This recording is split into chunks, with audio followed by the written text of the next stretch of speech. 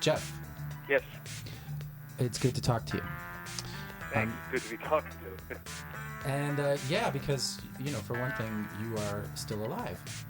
Yeah. That when you have two doctors tell you should be dead, it kind of gets things going. Well, we're going to talk about all that, what happened, and your new book, and your tour across the country. First of all, can you introduce yourself? I'm Jeff Sambur. Right now I currently reside in Tucson for the cold months, but most of my life I spent in Colorado. And what were you doing there? I was a firefighter for 28 years in Colorado at Fort Collins. That sounds like a great job. Yeah, it was a good career, and but I don't mind being retired. It's even a better job. I get to choose my own hours. So to celebrate your happy retirement. Thank you. It's been a while, but I still love being retired. And it's well, I'm looking forward to that already. So yeah, I don't blame you. Can I ask how old you are? I'm 57. That's a good age to be retired at. Yeah, I retired at 53 because at the time I had a body that worked and I had all these things to do on my bucket list, including riding a long way across the country. Well, that's what we'll talk about. Okay. So how did you decide to start? You started in San Diego? Correct. And you rode to Maine? Bar Harbor, Maine. That's amazing. So where'd you get that idea from? You know, I didn't want to do it the traditional way, and I also waited to retirement for a reason. I didn't want to be in a rush. And I basically, my route was very loosey-goosey. As I tell people, I took major detours to see a minor league baseball game. That's another, beauty. I love seeing baseball. So I saw 15 ballparks I went out of my way to see, and I even got to throw the first pitch at 3 of them. You're kidding. No, I'm still waiting for the Yankees to call and offer me a job, but I'm still waiting. How did you wrangle that? How did you get to do the first pitch? Well, I got a lot of self-promotion. I would send an email to the ticket office saying, hey, I'm riding my bike cross country. I love baseball. Can you spring for a couple of tickets? And about 75% of the time, they'll give you tickets. And then every once in a while, they'll say, hey, sure, you want to throw out the first pitch? And, I cleared it with my agent, and he said, fine, throw out the first pitch. Well, so you're, I guess, a lifelong baseball fan. Yeah, well, I grew up 3 miles from Yankee Stadium, so it's in my blood. Now, so there's so many things that you're into. You're a firefighter. Yeah, retired. I'd almost like to just talk about that too. But you're also a baseball fan. But then, have you always been a bike tourist? I've been bicycle touring for the whole career. So I've been bicycle touring for over 30 years. And so what were your rides leading up to this? How did you know that you could do this? I went around Lake Superior. I did a ride for the Lance Armstrong Foundation where I rode around Colorado as a fundraiser, the perimeter. I went to Spain, Israel, Australia 3 times, New Zealand, a big chunk of Canada. Wow. I actually have done 2 baseball tours where all I did was go from baseball stadium to baseball stadium. So, yeah, I usually have spent, a significant part of each summer on the bicycle. So you're from New York? Originally. And your whole career as a firefighter been in Colorado? Correct. 28 years in Fort Collins, home of New Belgium Brewery. That's right, and they have been really good to us in the bike scene here. Well, they were good to me a few times. They were my major sponsor when I rode around the perimeter of Colorado. Huh. So you're like a semi-professional in a way of when it comes to biking. Well, it's like I tell people, I'm probably as close to being a professional cyclist as you get without being paid for it. I probably have. I'm just going to guess. And I'm not, puffing my chest out. I've just been on a bike a lot of times. 250,000 career miles, I'm guessing, about 250,000 career miles. That's like some people fly that much. Yeah, yeah. But they get there a lot faster than I do. Yeah, but not in the same style. Not as much fun. So you wrote a book, and it's called Demons? Destroying Demons on the Diagonal. How'd you get that name? Well, it's kind of a controversial name. It's not as scary or, evil sounding as the title. Basically, the gist of it is, each chapter is a state, and each state I start off with writing about a call I was on, an emergency call, and some were horrific, and some were very hilarious. So this is the joke is this is kind of like the demons, and I'm trying to exorcise these demons while I ride cross country into retirement. But it's a very lighthearted account of cross country. I met a lot of interesting people. I saw a lot of interesting places. I saw every Great Lake. I followed the Colorado River, Route 66, the Camino de Real in New Mexico. I would basically just, if something looked interesting, I went out of my way to go see it. And so it was kind of a voyage of discovery for me also. I got to see the headwaters of the Mississippi. It was just an amazing experience. It just sounds incredible. So, and you really did it right. I mean, it sounds like you have been planning this. Oh yeah. I mean, like I said, I wanted time to be the only time issue I had was getting to Maine before it started snowing. That was about it. That was my time frame. So what was the time that it took again? It took me 4.5 months, and I covered 6,500 miles in 17 states and 15 ballparks. And what kind of map system did you use? How did you know what routes to take? Well, I pretty much, it's like I tell people, this is from years and years of touring, you could pretty much plan 5 days in advance, at least from my experiences. And then once that 5 days is up, you start making a new plan. That way it keeps it, you're kind of keeping it within doable limits. You can't wake up one morning and go, I'm going to ride from San Diego to Maine. That's just too overwhelming. Mm-hmm. So you just break it up into increments, and eventually you get there. So I had a laptop, and I had maps, lots and lots of maps, no GPS. And what was your gear like? I carried 4 panniers and a catch-all on the back. Probably overall weight was probably about 40 pounds of gear, I'm guessing. I've heard that before, about 40 pounds, and for touring, and it always seems like really not much to me. But you'd be amazed how happy you are with so little. So you have a change of clothing for 2 days, or? I do it with 3 days. I don't want to be living in a laundromat all the time. So I try to bring my clothes so that it lasts me about a week before I got to do a laundry. And when you say a catch-all in the back, can you explain what that is? Oh, that had like a big duffel bag that I could throw my dirty laundry in, and just a couple incidentals, items. But it's mostly a laundry bag. I feel like if I was to tour, I would have a trailer. That's a lot of people say that, and I'm old-fashioned. I'm very retro. I do panniers for a reason because I don't want to be more stretched out than I already am. Mm-hmm. You know what I'm saying? Not exactly. And that's one more thing to have to deal with if something goes wrong. Right. When you say stretched out, what do you mean? You don't want to be long. I don't want to be exposed to another 4 feet of possible vehicles, to be honest. Yeah. Yeah, and that's one of the things I have in my mind. Plus, you got to carry another tire, another tube. I try to keep things simple. I mean, I think that's why when I recommend touring to people, I say keep it simple, and I also say be comfortable. If it has a choice between extra weight and being comfortable, go for the comfort.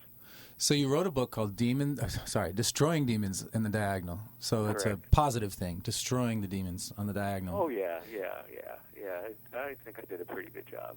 And so you just type this into Google, or you can go to the link, which is it's right now. It's available on Amazon. So you could just click on Amazon and then put in my name, Jeff Sambur, and it'll come up. And there's been some positive reviews, and it's been so far. It's been a lot of it's been interesting. It's been a good distraction. So tell me about the thing that you sent me called about Second Chance. It was in the end of the book? Yeah, that's my final. It was close to being my real final chapter. 6 months ago, I was bike touring around. I started a bicycle tour from Whitefish, Montana, and I was going to do a circumnavigation of Glacier National Park.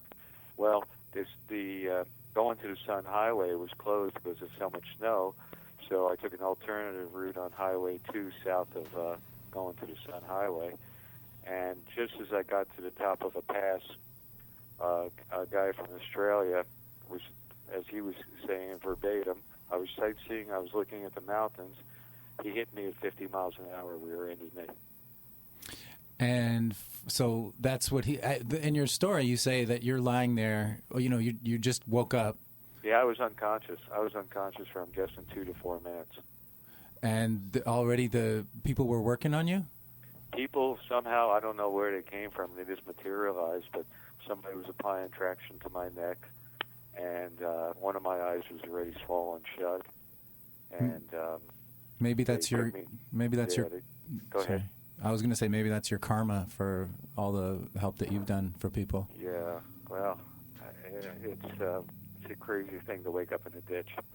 So this sightseer is the first thing that he says to you is that he was sightseeing, but he doesn't apologize. Is what he never apologized. The guy never checked me out in the hospital. Oh, never apologized. God. I actually sent him a letter to Australia saying how disappointed in him I was, just the fact that how could you do this to somebody and not even apologize. So yeah, people are different sometimes, I guess.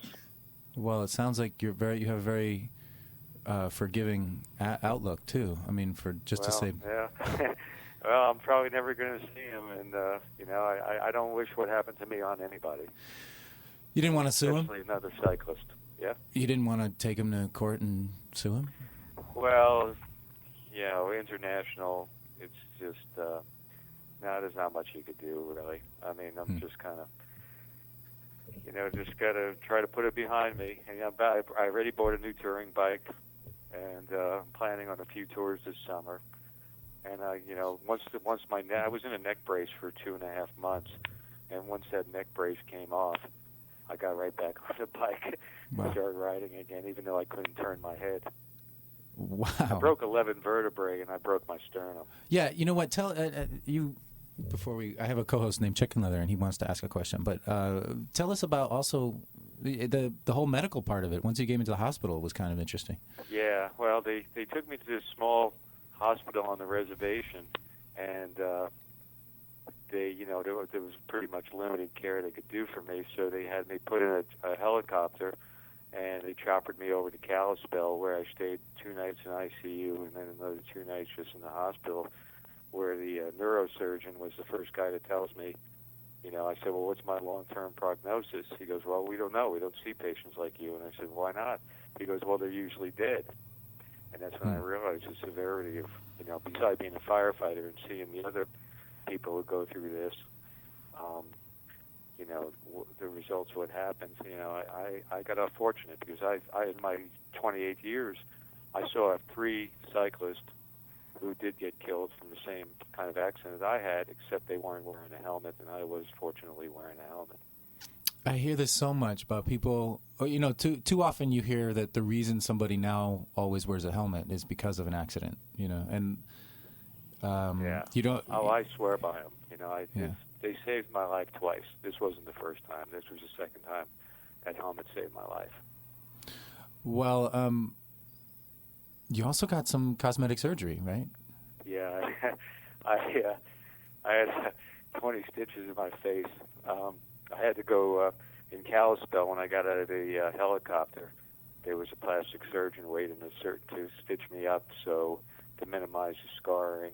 And I still got some scarring, and I got a chunk of my nose was taken out from, I wasn't there when it happened, but I guess I was sliding on the cement pavement. I was sliding, and a chunk of my nose slid off, I guess. Ooh.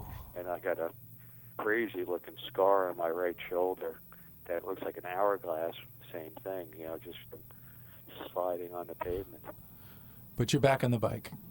Oh yeah. I'm back on the bike, and like I said, once I got out of the brace, I went and replaced the touring bike that was totaled.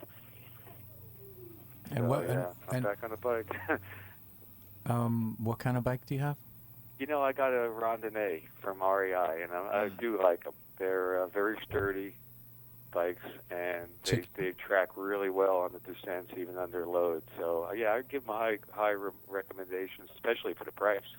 You know, Cool. you couldn't get one for less than what they're, Huh. and they're very reliable. Well, then props to what is it called? Rondelay? A randonnée, like, when people go for a randonnée, when they go for long distance bike rides, so it's a randonnée. Randonee.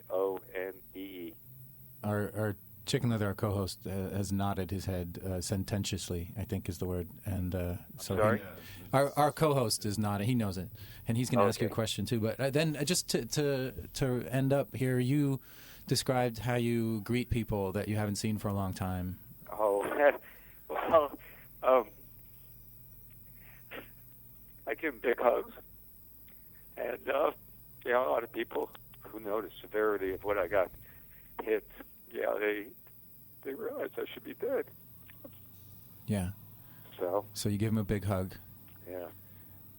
And you said you get a life-affirming squeeze at the end if you're lucky. If you let it go long enough, you get that squeeze. Yeah, well, it's like I said, it's something, you just don't brush yourself off and, get back to life after something like that. And, I'm getting, you think about it, life is precious, and how quickly things could change. And I'm fortunate not to be dead, and I'm fortunate not to be in a wheelchair. But I also wish it never happened. Well, Chicken Leather has a question for you. This has been a great interview so far, and Thank you. I thank you so much for getting in touch with us. How'd you get in touch with Bike Talk? How'd you know? I was about a month before I got hit, I was on the Grand Canyon. I was an assistant boatman on the Grand Canyon, and one of the boatmen knew I was a very avid cyclist, and he told me about your show. Oh my God, that's amazing! Yeah. So that's how I heard about you when I came back, and I knew I wanted to tell my story in many ways. I got in touch with you guys. That is so great. Well, I hope you do keep in touch with us. Okay. Here is Chicken Leather with a question, I believe. Hi. This is.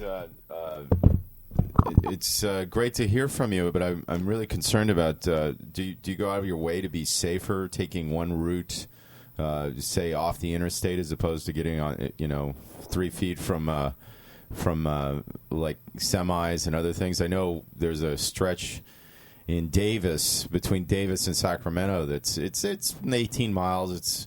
The road isn't too hard and everything, but you're literally inches away from like semis and other things. I'm just wondering if that sort of dictated to you how you go. And then the other one was just about food. But well, are you referring to my cross country ride? Yeah. Okay, you know what?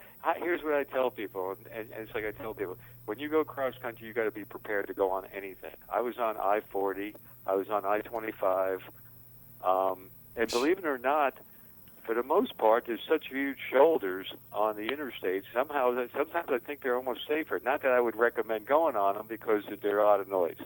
Yeah. You pretty much I tell people I was on trails, I was on sidewalks, I was on, you name it, I rode it, because you just got to be practical. It's a big country, and sometimes you don't want to be on that road, but guess what? It's the only way to get there.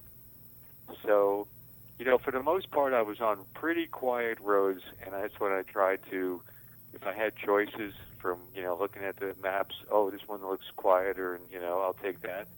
It usually worked out pretty well. Yeah. Go ahead. The other thing that I always notice is I started to carry just a simple first aid kit or something. I'm wondering if you do the same. No, I don't. I mean, the only things I carry is a couple of bandages, if that, some moleskin, and aspirins. That's it. Vitamins. Yeah, I guess I know the job enough from doing an EMT for so many years. Right. I realize anything in a first aid kit's not going to real save your life. Yeah. So, I don't carry that extra weight. Okay. Well, the other thing is, in traveling across or whatever, I'm just wondering what kind of diet you kept. There's a lot of guys when they travel, they take goop, and I'm just going, that doesn't seem pleasurable. No. Why don't you just eat what the locals eat or something? Yeah, well, I tell people I did a lot of bar food at night because, I like my beer at night. So I did a lot of bar food. So carbs. Carbs, yeah, there you go. And, I mean, I usually, if I had a choice, I picked a chicken sandwich over a hamburger. And during my breakfasts were huge. I had a big breakfast because I needed that to get going in the morning. And, of course, lots of coffee. And, I would do a big veggie omelet with hash browns and toast. And then about 11 o'clock, I would have what I'd call my second breakfast, where I would stop and have, like, pancakes if I could find pancakes along the way. And then the rest of the day was, like, bananas and fruit. And that's kind of like a little joke I did in my book where, I wrote at the back of the book is what I call the sore bottom line. Like, this is what, this is what the logistics was. And I said I was like a Johnny Appleseed on a bicycle because I was always pitching apple cores and peach pits and nectarines, out to the side of the road. So I eat a lot of fruit during the day to keep it light and then have a big meal again at dinner. Yeah, there's that joke in France that all the pear orchards and something are from bike riders that used to ride by there and stuff. So I guess it's the same everywhere in the world. Yeah. Oh yeah. Believe me, the cyclists have a lot more in common than they don't. Well, just from a literary thing, and Nick is kind of rolling his eyes as I ask this. I didn't say. Did you consult any other books on touring? I know there's a lot of them on motorcycle touring and stuff, but did you read anything else about travels or anything before you? Not really, because I had so much experience myself that I pretty much knew that wasn't going to be. I don't need a how-to guide because I've been doing it at that point for like 30 years. So that was, the how-to wasn't a concern. I mean, it's like, I would all as riding. It's pretty much I've seen most conditions. Yeah. Now, the last thing I'm going to ask is, I do some wrenching. Did you take any basic kind of classes or anything, or enough of stuff? No, I'm terrible. Oh God! So you I carried maybe a few rudimentary tools, and I always tell people, for the most part, you could always limp into a bike shop. For the most part, very few times are you totally dead in the water. Did you ever have a serious break or something that sort of laid you up for a day or two? Yeah, I had one time in Pennsylvania where my shifter's cable snapped. So I was able to have it was kind of locked into granny gear. So I don't know how. I think I went into some place and got a Yellow Pages and found out where the closest bike shop was and called them up and they said, "Yeah, come on over." And it was a good thing because everything was closed on Sundays. It was a Saturday afternoon when it happened. So, yeah, I always you could always pretty much muddle into a bike shop one way or another for the most part. It sounds very serendipitous that something happens and then you find something that'll help you out. Yeah, I mean, it like I said, somehow, everything gets resolved somehow. And it's still better. It's like I tell people, a bad day on the bike is still better than a great day at work. Okay, I'm going to pass it back to Nick now. Well, that was a great closing note. And thank you so much for calling and keep up with the show if you can, please, Jeff, because okay, it's great to hear how you got in touch with us. Okay, yeah, I appreciate it. Now, are we off the air? No, but we can be. Oh, no, I'm in no rush. I'm not going anywhere. So you're still in Colorado? No, I'm in Tucson.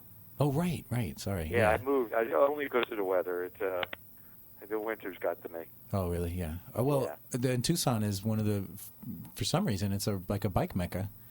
Well, it's a good place for commuting. I got hit here 2 Octobers ago when I was on my road bike.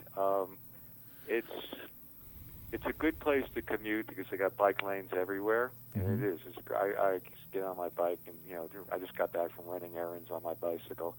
But for road biking, especially I live by the Central, as they call it, by the university, it takes a while to get out of town. So as far as what I'm used to in Fort Collins, where like 5 minutes from my house, I was basically in the country. Right. Here I can go one direction 10 miles, another one 13 miles. Oh, you can actually be riding without stop and go.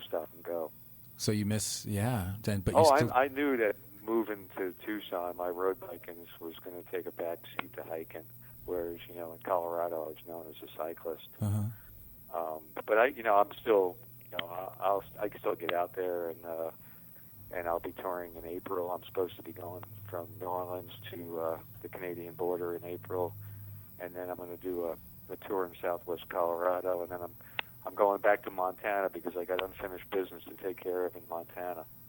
That sounds almost ominous. You're going to take care of somebody? No. I got to do that. Finish up that ride that I was interrupted on. Oh wow! And that's how you feel about it. Like you got to go back and finish the ride. Yeah. There was something was interrupted, and I got to go finish it up. All right. Well, cool. And so I'm going to have to buy your book. I think, Destroying Demons in the Dam. Thanks. I think you'll like it. I mean, I've been getting real nice reviews. In fact, I just got an ex firefighter I used to work with who's very stoic. He just sent me an email telling me that he really enjoyed the book. And coming from this guy, that was like the best review I got because he never gives anybody compliments. Oh wow! So yeah, That's cool. I was pretty excited when I saw him give me an attaboy. All right, and but do you ever go to Bicus? Yeah, I've been over there in Tucson. Yeah, it's a cool place. Yeah, I just know it from just heard it mentioned a bunch of times. All right, well, anything else you want to say before we go? Well, like I said, the book's available on Amazon, and it's all you got to do is punch in my name, Jeff Sambur, and you'll find it right there, Destroying Demons on the Diagonal. And if anybody wants to get a hold of me, ask me more questions, I'm always willing to, tell people things and whatever, give them advice. And it's just my name, Jeff Sambur, at gmail.com. Sounds great. Thank you so much for calling in. And we'll talk to you soon. Okay, Hopefully. well, thanks so much for giving me this opportunity. It's been a pleasure. Yeah, and let us know in April when you're getting ready to go. Okay, well, you guys be safe out there, everybody, All right. please. Cool. You too. Thanks. And wear your helmet. Absolutely. Bye-bye. Bye. Did you hear that, Chicken Leather? Yeah, I know. Are you wearing your helmet? No, I'm not. It's that. But we're in the studio. I don't think I need a helmet in the studio. I don't take any chances. Then again, Kill Radio is there is a lot of hanging cables and fans. Always don't take it off. Low-lying Just take CD it off. racks that could bump into me at any time, and mic stands. Ow. You see that, and I'm safe here with my helmet on. So if you, it's like if you take your helmet off, you might forget to put it back on. Yeah. All right. So seriously, folks. Yeah. Well, that was good cause, but I'm gonna still play the devil's advocate and say maybe the streets should be safe enough so you don't have to wear your helmet because they don't wear their helmet a lot of the time in Norway. Mm-hmm. Or this Norway. country should be not Norway, more like Copenhagen. Excuse me. Or Norway. Yeah. What is it's kind of funny. There's that whole kind of region strain of the northern little cities there that have done bike infrastructure and they reduce that. That's amazing. But we should take the Netherlanders came here and they tried to share it with us. Do you think that they with the Dutch, the Think Bike absolutely and came and they what was that? Well, that was something I think that the bike guys from Caltrans just decided, hey, you know what? Let's get some help. Let's get some solution to stuff because it's funny because that's the same kind of idea that our guest last week was sort of chiming in. Mark Elliott. Yeah, Mark was chiming in that he couldn't find solution with people here, so he just put it out there for other people, and it's kind of like on their day off they'd come out and help out. Go ahead. Well, I was going to say, we should have Mark Elliott call in because he was thinking about calling in. Right. Anyway, that being said, I'm wondering if Jeff, this is one question I didn't ask him about Destroying Demons, if he was into Buffy, because I guess that's what Buffy the Vampire Slayer used to do all the time. We don't think of him, media and stuff is lending itself to literature. We usually think the opposite. The literature lends itself to media, and we're seeing that with the the onslaught of just like, my God, riding my bike around town. It's like if you don't know Sherlock Holmes opened yesterday, you're a fool. Because of all the yeah, we're just looking across. We're seeing the same thing. And we have another call, and it's I'm sure that. Hey, good morning. Oh, sorry. Good morning, Mark. How are you? I'm good. How are you? I'm great. I just had a successful interview with Jeff Sambur, who wrote a book about his retirement ride. Did you hear? You didn't hear. You weren't listening. That's okay. No. His retirement ride from San Diego to Maine, and how he almost got killed and all that. Oh wow. Well, And- I'll catch up with it on the MP3. Cool. So how are you doing? I'm pretty good. I'm wondering if Jeff talked about the U.S. bicycle route system that's getting knitted together. have maps. That would make his ride probably a little bit easier. Well, no, he didn't. We asked him about, he did talk about how he would plan, but he didn't say anything about it. Tell us about it. Oh well, the U.S. bicycle route is a designated, official designated route. It's designated by AASHTO, the American Association of, I want to say, Transportation Planning Professionals. I'm getting the acronym wrong, but basically they're looking at cobbling together a route, much like the numbered interstate system, but for designated bike routes. One of which would be a nice little route right here in Los Angeles from Santa Monica to Chicago on the old Route 66 corridor. I just wrote a piece on that for my site, betterbike.org, this morning. You did. What's on the website? Oh, on my website is a piece I wrote about this bicycle route system and this proposal to make Route 66, which is the Santa Monica Boulevard corridor, to make that the designated bike route, or one of the designated bike routes from Los Angeles to Chicago, which is the original routing of Route 66. And the idea is, let's just take that theme, kind of fast forward to today when we're trying to build a national bike network, and just kind of use that as an anchor. So I just posted about that this morning. Well, so tell me about this route. It's like Route 66 exactly, or it goes along it, or how does it work? Yep, it would be essentially the old Route 66, which you can drive today, and mostly it's the old two-lane blacktop. If you remember the Route 6, there was a TV show back in I want to say mid 60s called Route 66, and the idea was explore the old road. And originally Route 66 was just a kind of a knitting together of state highways into this kind of umbrella national route called Route 66, again from Los Angeles, or from Santa Monica actually, to Chicago, and America's Main Street it was called, and the western part of that route was Santa Monica Boulevard, right from downtown to the beach, to the ocean. And the idea is behind this bicycle route network is we need to kind of start to officially designate these bicycle routes, along these old highways, the two lanes. So Route 66 is a great kind of thematic focus because, here we have America's Main Street, that old road, the two-lane blacktop, which for most of its length is still two-lane blacktop with gas stations and old motels and all that old stuff. It takes you through, Winslow, Arizona from the old song, was it the Eagles? No, Steve Miller Band, Winslow, Arizona. And, if we can resurrect that theme as maybe one of these kind of anchors for a national bicycle network, then let's run with that. So the news this summer was that AASHTO, the designating folks, identified a handful of new routes, a couple up in New Hampshire and Maine, and then a few in Alaska of all places. But looking forward, now there's a group working on this Route 66 idea. So I just thought, if you have this guy, Jeff was on talking about his trip, I was wondering if he had mentioned that. No. And so what's the idea? The idea is to, what is the idea? Well, I think the idea is as I see it, the potential as I see it is, we've had, and I wrote about this in the Post, 50 years ago, Congress passed and Eisenhower signed the kind of so-called Defense Highways Act, and that's spurred the creation of an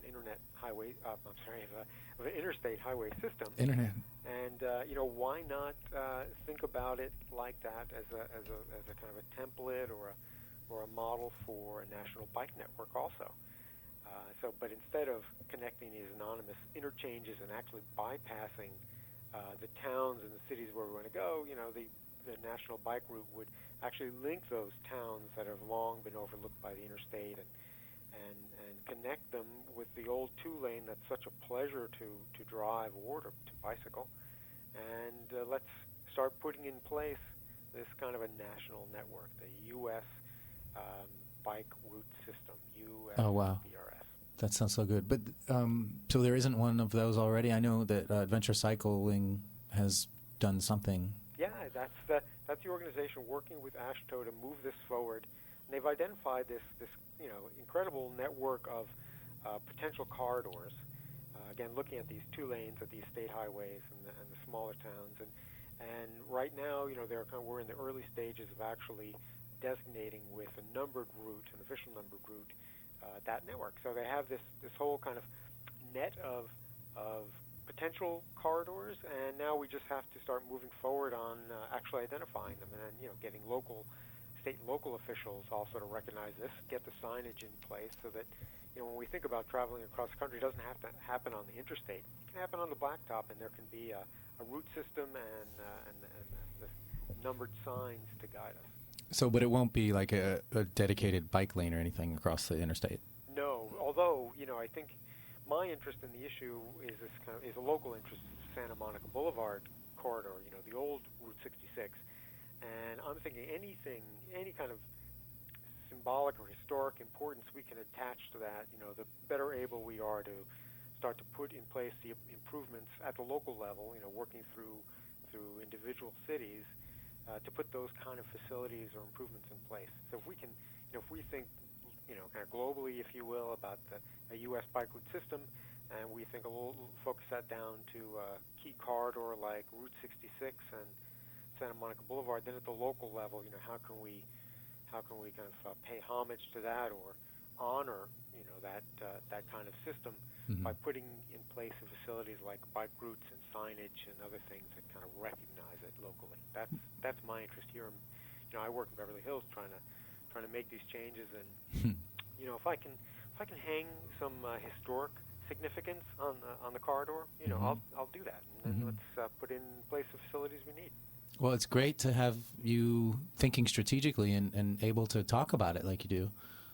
Well, it's when I read about this, I guess in summertime, about these routes being designated, and then recently there was a group formed for Route 66, and then my local piece of it, which runs here through Beverly Hills, I thought, I definitely have to get on board with this, and I think we have to, think strategically, but mostly for me it resonated because I thought, well, geez, here's an analog to the interstate system that's not about McDonald's and Waffle House, but that's about those small towns I love to pass through as a driver. Even better, if I've got a route network out there that I think, if I'm going to go to Denver, I don't have to drive. I can actually think about bicycling that. How exciting would that be? I envy Jeff for getting out there on such a long-distance trip. Yeah, me too. I mean, that sounded like something that was really inspiring. So what's the website that you posted on? It's Better Bike? Betterbike.org. Okay, I'm going to go there now. Yeah, check it out. I welcome any comments. To me, any way we can move beyond the interstate and kind of the popular imagination about road travel, that's just the better. Anything else you want to tell us on this Saturday? What I would like to say, I'd love to see a convocation or a summit of folks here in the region that blog about cycling or that are advocates or activists. We're all kind of out there. We write our posts. We work maybe a little strategically. Sometimes we work together to show up at meetings, put a little pressure on cities here and there. It's been pretty effective in Los Angeles and Santa Monica, and there are other issues that we've organized on, like the 3-foot passing law that Jerry Brown vetoed a month or two ago. And we're all kind of at our desks or tweeting from the phone, and I'm thinking I'd love to see all of us in one room, just thinking about what our shared agenda is and how to move that forward. Kind of building on the bike summit that was hosted by Cal Bike and LACBC a couple of months ago, and I'd love to see in the new year that bike bloggers get together and talk about what our interests are, what our mission is, and how we can carry an agenda forward together. So a bike bloggers summit. Yeah, Bike Blogger Summit, exactly. Broadly construed. If you're a local advocate and you post once in a while just on upcoming events, that's great. If you're a edgy activist like Alex Thompson, that's great. If you're just a novelistic writer, that's great. Anyone who's just out there, putting it out for cyclists, I'd love us to be in the same room so I can meet some of the folks that I'd like to read that maybe I haven't met yet. That's a great idea, and if we can put some version of it at least on, facilitate it, or whatever we can do at BikeTalk, that would be great. Absolutely. Maybe we'll set up a site for it. Let's do it. Yep. I'm looking at your site, and it looks great. Oh, thanks. A little facelift recently, trying to make it a little more user-friendly. It's just, it's so information rich. Oh, well, thank you. So much good stuff. Any other sites that are sort of doing what you're doing that you know of? You're looking at? I think people do it in all different ways. My interest is in policy and planning, so I kind of take that angle. I'm going to be posting in the next day or so an article or a piece on our Santa Monica Boulevard, the old Pacific Electric light rail line that used to run along Santa Monica Boulevard and Burton Way here in Beverly Hills. And there's a risk that we're going to lose some of the transportation zoned land that, as in my imagination, I see it as an active transportation corridor in the future. But there's a proposal by a few property owners to just, build an office building on it. And so my policy, I'm going to be writing about something like that. But, I really appreciate bloggers like Ted Rogers who do something totally different. They're just like these incredible, source aggregators. Ted just finds sources, 20, 30, 40 sources will go into a single post, and he'll just kind of make this, novelistic type narrative, weaving all these things in together. His focus is on safety and, just getting right how we think about cyclists out there. I love to read Ted's blog, and so he does something totally different than I do. What's it called again? Talk about information rich. He's been on the show, and it's Bike LA. Is his blog? Biking in LA. Biking in LA, right? He's been on the show, and we should get him on again, or maybe for when we get everybody together, if we can do that. He should definitely be a keynote speaker, I think, and I'd love to hear him on the show.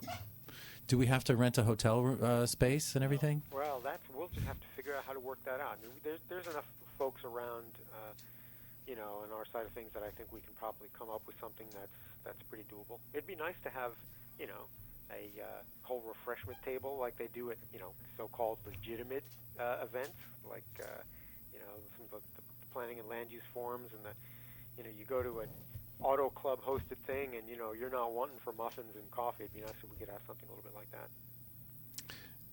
Okay. Well, I'd love to do it soon if possible. So let's aim for early in the new year then.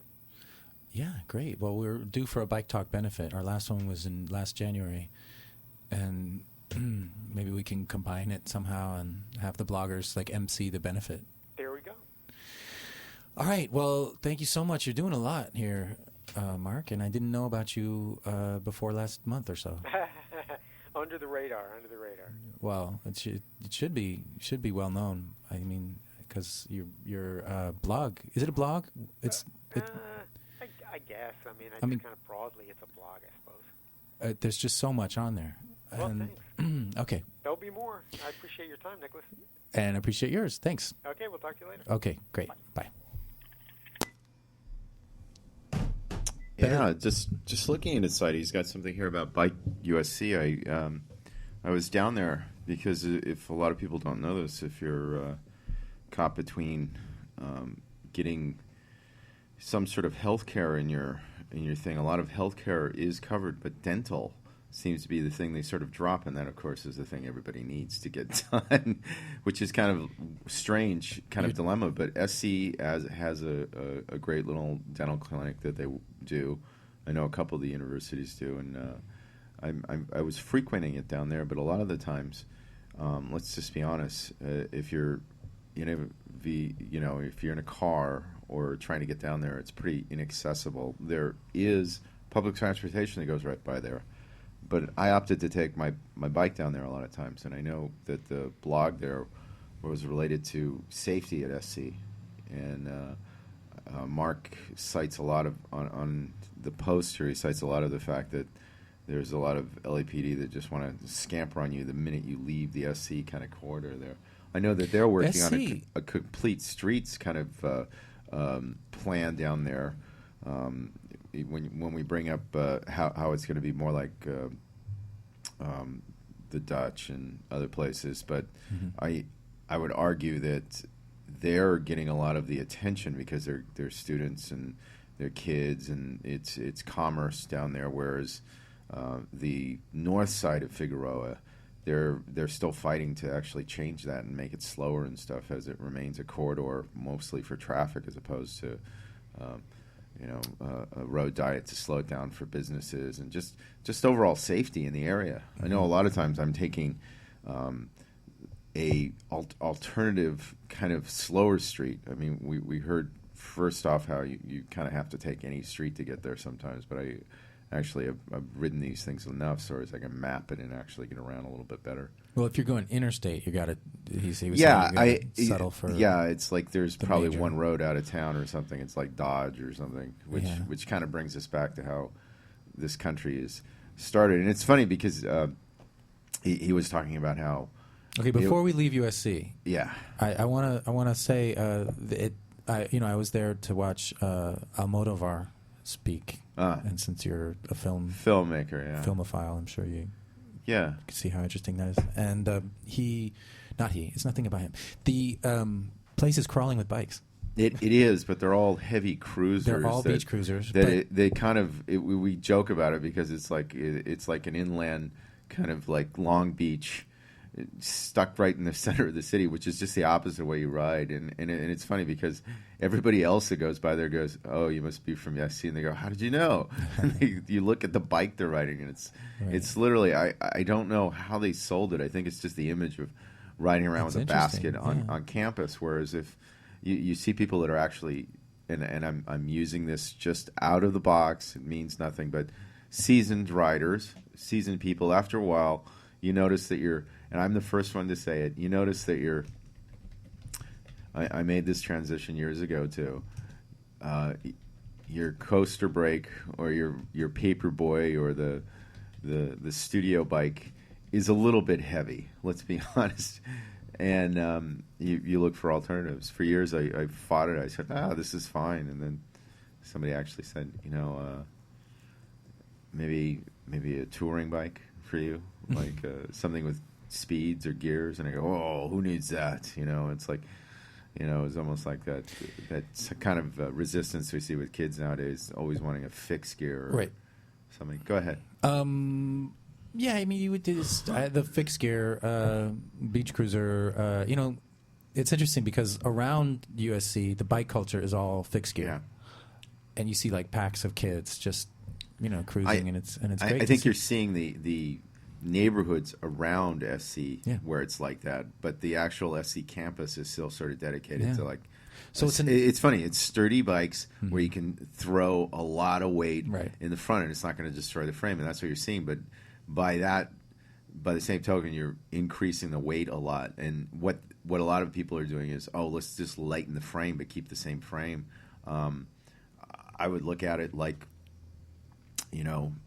a good steel frame is. I know there's that trend in New York to get a good steel frame and then lighten every other component on it, from wheels to headsets to seats and everything else.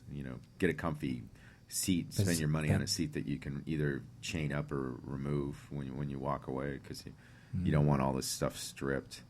And that was the big hit, I think, at the film festival. I don't know if you saw it. There was people that a couple would go around and give you a letter grade on how well you locked up your bike, and there were people that used like hokey ass locks. Didn't even lock up the frame or something, or they would lock to another lock, which is kind of the kiss of death.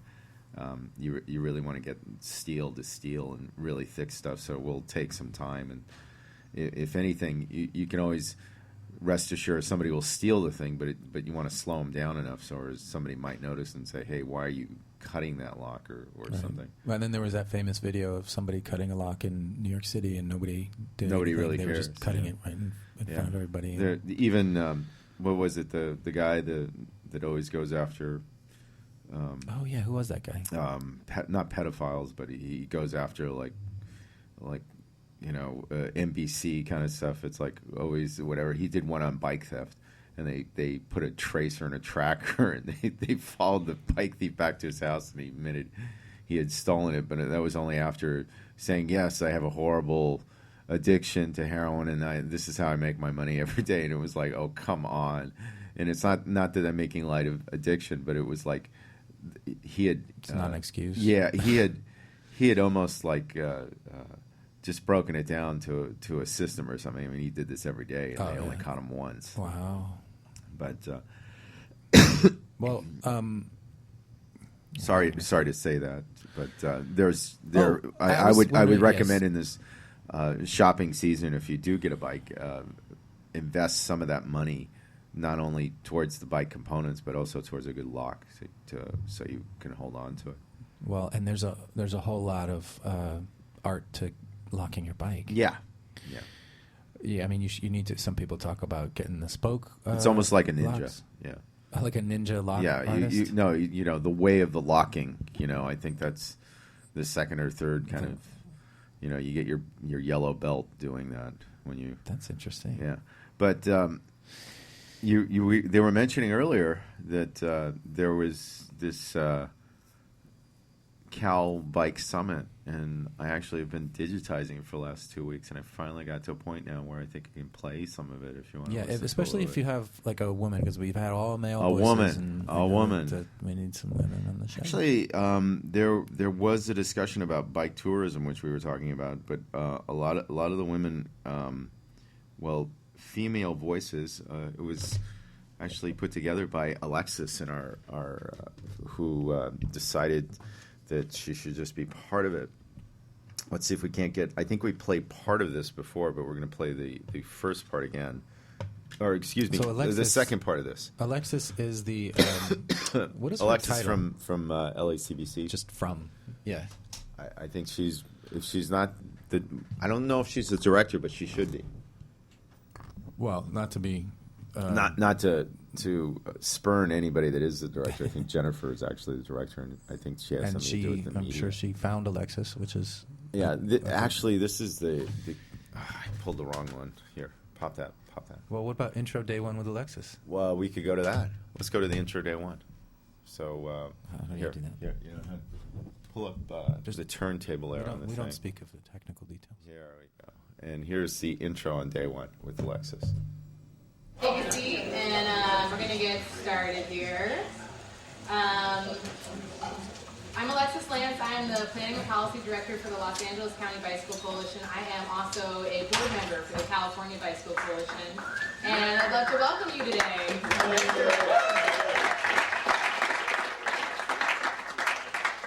So thank you so much for attending the 2011 California Bike Summit. I'm so excited to see so many advocates, club leaders, allies, and supporters from around California here in Los Angeles for this event. It's pretty exciting. This weekend's events are really about building our strength and coming together to understand the issues that we are all challenged with at the local, regional, and state level, and also, which other folks will mention later, at the national level. Because our transportation bill, Senate transportation bill, was released yesterday, so we'll probably talk about that a little bit as well. So over the next few hours and days, the California Bicycle Coalition really wants to hear from you. And we're also really excited to hear from our allies who are working on similar issues at the state and national level, who are here with us this weekend as well, so that they can share with us what they are working on and how we can work together to create a more bikeable and livable California and country. As a local advocate here in Los Angeles, I approached the CBC about having a bike summit, a California Bike Summit, after attending last year's Alliance for Biking and Walking Leadership Retreat in Chattanooga, Tennessee. And so I have to thank the Alliance. They are, for those who, I hope everyone here is a member of the Alliance for Biking and Walking. They're a really fantastic organization, and Jeff's going to talk in a minute. But one of the things they really do is bring people together and help build capacity, and that's something that I really felt like we need to be doing here in California as well. because there are so many advocates from around California who are doing amazing things, and it took going to Tennessee for me to meet many of them. And I felt like, we should be meeting in California, and we should be learning from each other, because we are facing a lot of the same issues. We deal with the same environmental laws, a lot of the same things. And so we should really be learning from each other about how we can create change in our communities, how we can create change in our region, and how we can create change in our state. And so after I talked with a lot of my fellow advocates at the leadership retreat, and it was a continuing conversation in the months afterwards, and I sort of stalked the CBC. I was like, we need to have a state summit to come together so we can really share our struggles and successes. And really, part of it for me is as a local advocate, I really see the need to create change at the state level. So many of the things that we face as local advocates are changes that need to happen legislatively at the state level. And so for me, really, it's about creating a stronger statewide bicycle advocacy movement, and it's also about creating a stronger California Bicycle Coalition. And so I talked with Dave and Chris and the board members, and who I'll introduce in a moment. And they agreed. They felt that this was something we really needed to be doing, and they put me on their board. So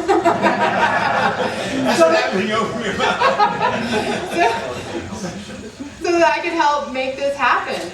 And so I'm really pleased today to see all of you here and see this idea, which began in Tennessee and grew over the months and got further elaborated on in Wyoming at a special executive retreat of the Alliance for Biking and Walking. And I'm really excited for this weekend for us to really start working together, to share our struggles, to really identify the issues that we can change at the state level and figure out what kind of policy platform we can have for the next year and the years to come to create the change we need to see, so that we can really live in healthier, more livable, and more bikeable communities. And so without much further ado, I'm going to turn it over to Chris Morpus, our board president for the California Bicycle Coalition. So that was Alexis Lance. That was Alexis talking about the intro on that, but we just wanted to preface what was going on, and then there were breakout kind of what would you call them? Little committees or workshops where they were able to. Sorry about the microphone. Where they were able to actually discuss specific issues about how we can increase. Everything from tourism to education to yes. Let me take very care of that. Education to how to get youth involved and different things. So what we're going to listen to now is a few of those workshops where we're going to hear some of the people in the workshops, and then we'll hear a presentation by somebody. So this was just off the cuff, some of the things that people were talking about. Yeah, go ahead and play the first one. The first one was about some legal issues with bicycles. Yeah, we could sit here and talk about what goes into the curriculum. But I think what's more to the point is if what we want is to have curriculum in the standards, I don't think we start by writing the curriculum. I think we have to start by looking at what's the obstacles that's keeping the Office of Education from letting it, because this has been tried and it has been rejected. And so what are the obstacles and how do we address those obstacles? And Wendy, could you maybe give us background on what, as it's been tried? Well, we heard a little bit this morning when, it can't cost them any money. It can't, we don't want them to take any more time. And, we have these standards that we have to meet, and these is more important. And, for instance, when they were doing the PE curriculum, there were people who were trying to get bicycle safety into that curriculum, and they just weren't hearing of it. I don't know why. When was There is bicycle safety and the health curriculum. And so I think the California State Health Curriculum. I think there's other people in the room who probably know better than I do. What's already there, what are the problems, but I think we need to address those because right now it's a political problem. Once we get past that, then the writing of the curriculum will have to happen within the Office of Education, and they're going to want to be involved with it. We can't just put a package together and say, here, adopt this. I think this is a little bit different way. Is it possible is it possible that maybe we should focus not just on our annual curriculum, but on that curriculum that would be seen compelling to our legislators as a reason why we do need to have it in the schools. Right now, I spent time with Fiona Ma, and I told you the story about our congressional representative. Trying to get through to them is they don't understand the problem. So what could we say to them that would be compelling to them to want to try to support safety and see the facility doing it? Would that be an acceptable way to approach it? Okay, so just to say, we're listening to a breakout session. Yeah, this is a breakout session, and then later they discussed everything from legal issues that bike riders tend to face to how that relates to safety, and how these safety issues become more than just an education kind of thing. And so a lot of times you see how interrelated something from education relates back to something that, a complete streets issue is getting it safe for everyone, really increasing the bike riders' safety. And you have to understand that in some cases, people are just so adamantly against anything that has to do with bikes. They're anti-bike you see how it works with this. Now, this is I think towards the third day, and there were all sorts of people that came out, including Senator Alan Lowenthal, who's a big bicycle advocate. He talked about some of this. So this is the third day of the California Bike Summit? Yeah, the third day. The second day, actually. Second day? We're still downtown at the Kyoto Grand, I think, and there was... What'd you think of the venue? I thought it was, for what it was, they spent a lot of money, but I'm sure they made a deal for it, and I think it was just to accommodate everybody. You have to remember that a lot of these speakers probably are always in a hotel or something, but I thought for what they were talking about, they could have done this anywhere. I know in the past they've had, but it was nice. It was somewhere between you have to have it catered and you don't want it in a gym. And people are coming from, you have to accommodate them in a location. So I thought it was really nice. Just from that point of view, I'm sure everything was done to accommodate them. But I really think from a city point of view, from Los Angeles, it's actually centrally located. I liked where it was. Yeah. And but I wonder if my relatives were coming from out of town, if I'd say, oh, go stay at the Kyoto Grand. Yeah. It is downtown located, but let's be honest, it's still downtown, and everything else is sort of like a spider out from there. And I'm thinking of a large, huge spider because Los Angeles is so laid out. And in fact, at one point, they were commenting that one of them was commenting, somebody that showed up, it's like, yeah, I should have walked. I didn't really realize how close this was to the venue because they had it 2 days. One was at the, I think they would have liked to have had the whole thing at the California endowment downtown, but I think they were closed on the weekend, and so that was the sort of the impetus for having it at a hotel or finding something downtown that was still located to the rest of it. So it's not to be confused, I guess, with the LA Bike Summit, which was at Trade Tech. No, which I really liked. Everybody always complained about it, but I think it was downtown local. The only thing I would comment on is there's not a lot of food near Trade Tech, and while they did have, I think, didn't they have some food trucks come down? They also had food trucks at this one, but they needed more than one. The exclusivity of just having one food truck really, maybe if they had planned on feeding that many people and had it pre kind of. Are they going to do the Trade Tech one again? I don't know. The LA Bike Summit? I think that was also with Occidental, and we can check into that. Yeah. So what do you got here? You got another page of this is actually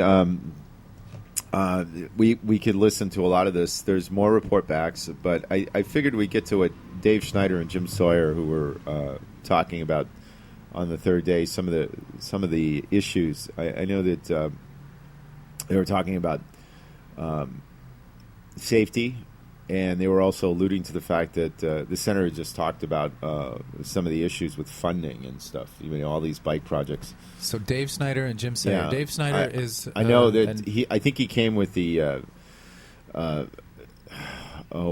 Charlie Gandy had brought him down there with the point that he was doing a lot to facilitate some of the changes we want to see in Los Angeles to make it a more bikeable, safe, friendly city. And having said that, he talked the opening remarks on the second day, which was downtown, and then they broke off into other, as you heard, stuff. So let's hear a little bit of Dave and Jim talking about it. They're both on the board of the California Bike Coalition. Great. Okay, let's see if we can't get this. Good morning. Welcome to the second day of the summit. I don't have any fancy speech planned. I just want to orient you to what to expect today and for the rest of the summit. And thank Charlie for that really kind introduction. Thank you. And you said something that I noted that I think was wise, and that is that I'm managing our success. And I really feel that way. I really feel that that's my job, and it's a hard job because we're having a lot of success. This movement is something that is winning. We are winning, despite the occasional setbacks now and then.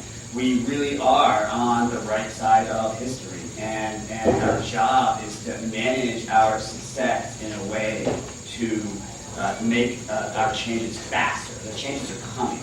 The question is just how fast can we improve our communities, and how quickly will our neighbors enjoy the benefits of more bicycle-friendly, pedestrian-friendly communities.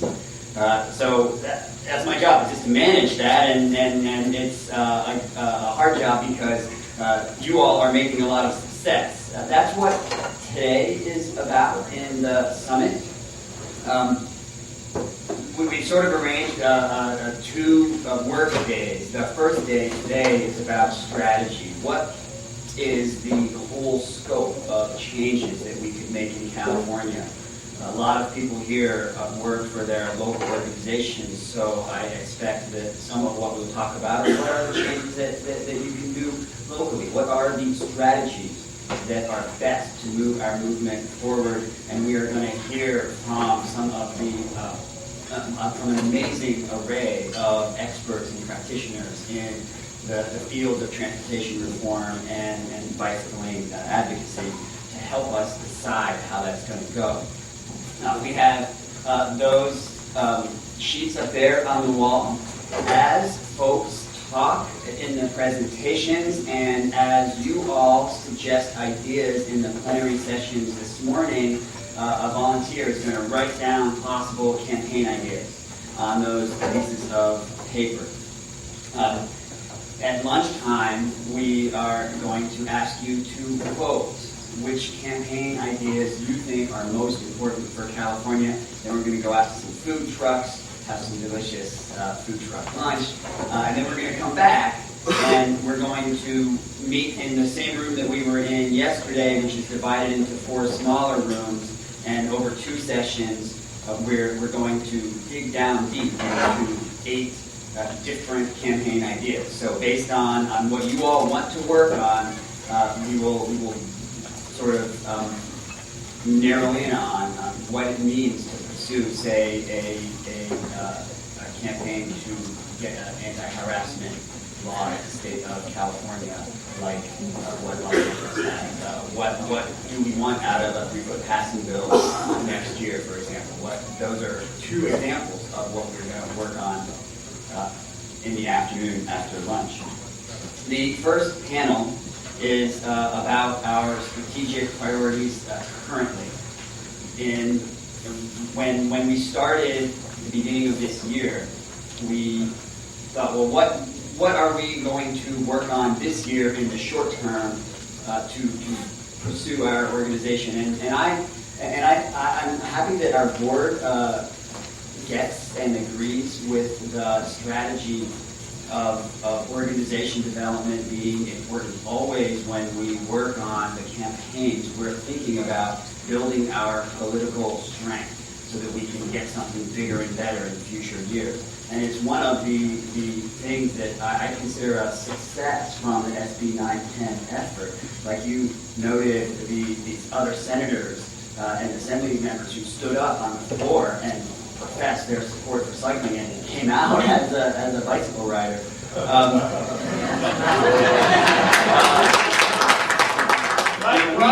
We did a lot of really good organizing on this bill. We identified tons of people who hadn't been involved before, who got passionately behind it, and that was a success. And we're going to be able to build on that for a new version of SB 910 and other changes. So I'm glad that the board sees that. We worked on the 3-foot passing bill as an element of safe recreational riding. It's also for transportation too, but I think it comes up a lot when you ride on country roads.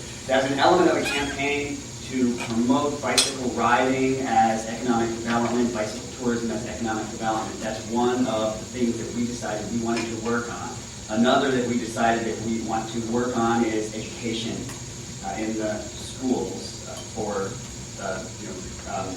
child bicycle safety mostly. And then the third one that we wanted to work on is reforming bikeway design standards. And then, of course, the complete streets is a fourth. And the next panel is going to talk about and fill you in on what exactly we've done so far this year with our current strategic priorities. After this panel, we're going to hear from our allies in transportation reform to hear what they have worked on, have a little discussion about that, and then we're going to hear a little bit about the nuts and bolts of the CDC and how we go about achieving our goals. All of that will inform your votes. After you hear all this information, you have so much information, you have to ask questions, it will inform your votes on what you think we ought to work on in the coming years. All right, I just want to say that is the president of the California Bike Coalition, Dave Snyder.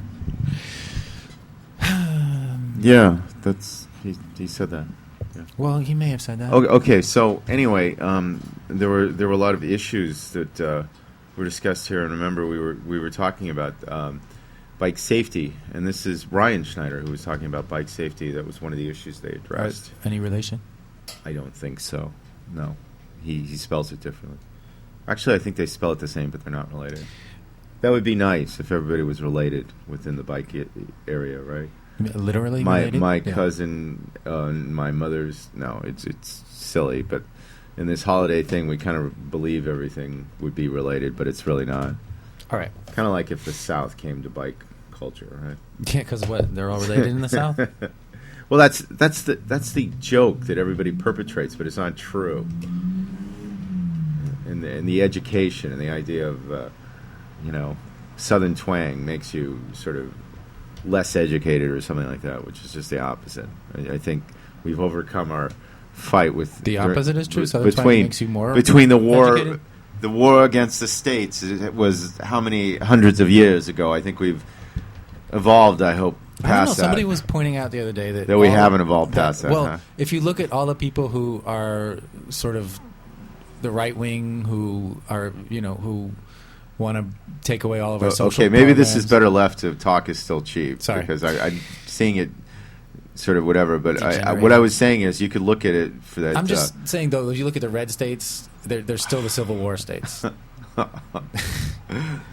Okay, we could also look at it that the South has given us Coca-Cola, and so we're from a dietary point of view. You're just making from a dietary point of view, we've been sort of enculturated with drinking sugary water and stuff because of that. But I'd like to argue that I'd like to believe that there's a trend. The drive-through. California gave us all of the fast food. So we could blame ourselves. We could blame ourselves first, yes. Which is probably best. Well, maybe we can blame ourselves for being the solution too. No, I mean LA trends. I will give you that. LA trends a lot of stuff, and one of the things that we saw this week, if we want to get really topical, is that even after there was a huge, and I really would argue why you don't plan an accident, but there was a lot of funds that went into rerouting and just reconstruction of this bridge that took place. For those of you that are listening and don't know anything about this, there was a fire, a tanker truck, a gasoline tanker truck. For some reason, the brakes locked. There was a fire. They're still looking into it forensically, too, which is kind of strange. And lo and behold, it landed underneath a bypass or a bridge, and this bridge caught fire. And we're talking about a huge fireball taking out concrete and steel and closing down the freeway, which wouldn't make any kind of difference because we were a bike show. But what it did is it put people, cars usually that take the freeway now in the streets, clogging that artery. And a lot of people were going, well, what are you going to do tomorrow? And a lot of them said, well, I'm obviously not going to drive. I'm going to take public transportation, which is kind of strange because that it took an accident to get them on the train. Maybe that's a good thing because they'll see how much easier it is. But anyway, we're going back to the phones here. We got Don here, a.k.a. Roadblock Midnight Riders right here. Who might be talking about what, Don? What's up? What's happening? That's what I'm saying. What's happening? Actually, Don was on the toy ride last week. Dude, I'm gonna pull a fucking. I'm gonna pull the tank man on the next MTA bus that cuts me off on Sunset Boulevard. You're gonna pull a what? A tank man. Okay, now Tiananmen Square style. I'm gonna get in front of that bus, and that bus is going nowhere. Oh my God! Really? What? Why? What drove you to this? Because I ride, dude. Sunset is one of my routes, and these MTA bus drivers, you know, a lot of them are cool, and actually a few of them have been super courteous, but the last 2 weeks I've been cut off by 3 bus drivers, just dangerous. Just like you're riding, you're approaching where a bus stop is, and some bus driver just zooms, blasts past you, jumps into the bus stop, cuts you off. You have to slam on your brakes or get on the sidewalk to get out of the way. It just happened to me this morning, and I'm just on a rampage right now. I mean that sounds really infuriating. Has that ever happened to either of you guys? Oh yeah. I'm sure it's happened to Chicken Leather. I think it's happened to me probably once or twice. I mean, so now the Tank Man response. I like the name of Tank Man because I never knew the name of that guy in Tiananmen Square who stood in front of the tank with his shopping bags. Yeah, and you know what? I shouldn't even compare it to what that guy did, but symbolically it's the same thing. But, you know, obviously the guy was a hero to billions. But, well, we're talking to Roadblock. He's the guy who... civil rights? Civil rights, yeah. Bikes is a civil rights issue. Yeah. Yeah. But, human rights. This is Roadblock, the guy who started the ride that raced JetBlue during Carmageddon. And so this could be the next big what do you call it? Like action. Next big action? Yeah. Well, we have to put it in a racing point of view. We gotta recruit Stephen Box for that one too. I'm sure he would. You know what? Let's get him on the phone because I think he'd probably like to weigh in on this. Hey, do you guys know about this good transportation visualization project that's happening downtown in half an hour? Do you know? No. Why don't you tell us about it? Is doing that's another reason why I called. They're doing some kind of transportation visual comparing, modes of transportation. It's down at 5th and Hill at from noon to 3 today. What is it? To head down there. What is it? What is that? What is it going to be? I'm not sure, but there's that picture that kind of floats around the internet where it shows, space taken up by automobile drivers, bus riders, and bicycle riders. It compares, the amount of passengers per, square foot, I guess you could call it. And I think they're doing something similar to that, or maybe something that illustrates that in a different way. But it should be pretty cool. I know that Gary from Gary Rides Bikes is going to head down there, and his wife so it's always a good time. This relates back to some issues, this chicken leather here, that had to do with Chris Morphus and his talk at this conference about complete streets, making it safe not only for you riding your bike, but also if a car needed to get through there, the street would be accommodating to all modes of transportation as opposed to just one, right? Yeah. Yeah. Yeah. Complete streets, I mean, that's awesome. That's something that's been, the buzz on that's been rising steadily. And I think it's you know, like little towns in and around Los Angeles are starting to buy into it. Right, with road diets and what have you and diets. stuff. Yeah. Sadly, they're called road diets. Yeah, which makes it seem like it's about food and trying to find a fast food restaurant that you can get in and out of fast, but it has nothing to do with that. It makes you think you're losing something. You know, like, I'm on a diet. I'm losing something with this. When actually, we should be calling them road buffets because you're getting more. You're getting lots of yummy different options for your transportation diet. Yes. The foodie in us wants to say it's like a road smorgasbord, right? Road smorgasbord. But that's a foreign word, and it would confuse people even more. So they would say, "Aren't we turning into communists or something?" Road buffet. One of the things I really do want to address while I've got you on the phone is, and this goes back to what we were talking about earlier with SC. SC, one of the things is they're doing all this great stuff to make their section of town great. But the minute you sort of drive out of SC, they seem to have LAPD posted giving out tickets, and they're not hardcore tickets, but kind of tickets. And I'm just noticing it's like, where's SC? USC, and is this about really safety? You know, giving out tickets for lights and stuff, or is it about, you know, should it be warnings instead? And I'm reminded just on the toy ride, there was, you know, we're making 1,000 people are making a right. I think you can make a right on a red. There wasn't any traffic. No, you have to stop. You have to come to a full stop. To make a right on the red. Yeah. Okay. But I have it on video. We were making a right on a green. Oh, well, there you go. Yeah. Sadly. Although there was a period earlier where we made a right on a red different street. And maybe they're pulling people over for that street, but that was several blocks before. And on this video that I have, you can't, like, the sirens weren't. No, they were going until we hit, what was that street? That was 5th, I think? It's code 4, I think. Isn't that the one? Or code 3 where there's no lights, but there's still a police or whatever. Anyway, what I'm trying to get to is